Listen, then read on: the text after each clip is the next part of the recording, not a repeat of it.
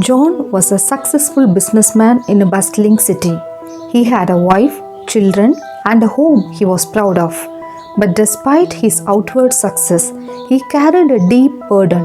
When John was young, he had been deeply hurt by his father.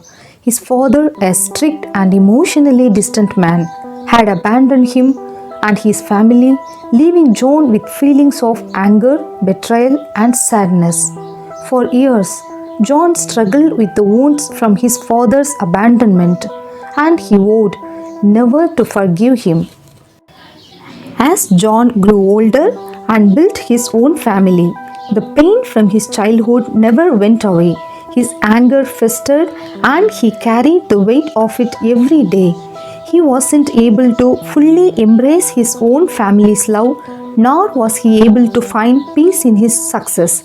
No matter how hard he worked or how much he achieved, the anger from his past kept him from experiencing true joy. One day, John's father, now elderly and frail, reached out to him. He was dying and wanted to make amends before it was too late. John was conflicted. He had spent years avoiding his father, and now the man who had hurt him wanted to seek forgiveness. John didn't know what to do.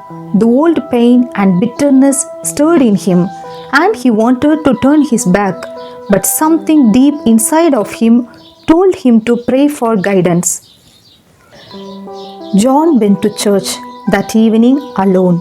He knelt and prayed, asking God for help. As he prayed, a verse from the Bible came to mind. Forgive and you will be forgiven. John sat quietly, reflecting on the words. He realized that in holding on to his anger, he had been hurting himself more than anyone else. He remembered the Christian teaching to forgive as God has forgiven us. In that moment, he felt a weight lift from his shoulders. He knew that forgiveness wasn't about excusing his father's actions, but about freeing himself from the grip of bitterness. The next day, John visited his father's home. When he walked in, his father, frail and weak, looked up at him with tearful eyes. Without a word, John sat beside him and took his father's hand. I forgive you, John said quietly. I forgive you for everything. His father broke down in tears, and the two embraced, both weeping together. For the first time in years, John felt a sense of peace. The anger that had consumed him for so long was gone. He left his father's house with a light heart, knowing that he had not only reconciled with his father, but had also reconciled with God and himself. Over the next few weeks, John's life began to change. His relationships with his wife and children deepened, and he found joy in the every moments that he had once taken for granted.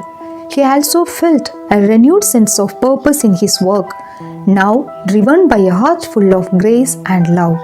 John understood now that true success wasn't just about achievements or wealth. It was about living with a heart free of anger and filled with forgiveness. My friend, we all carry burdens from our past, wounds that can keep us from experiencing true peace and joy. But through forgiveness, we not only release others from their depths, but also free ourselves from the chains of bitterness.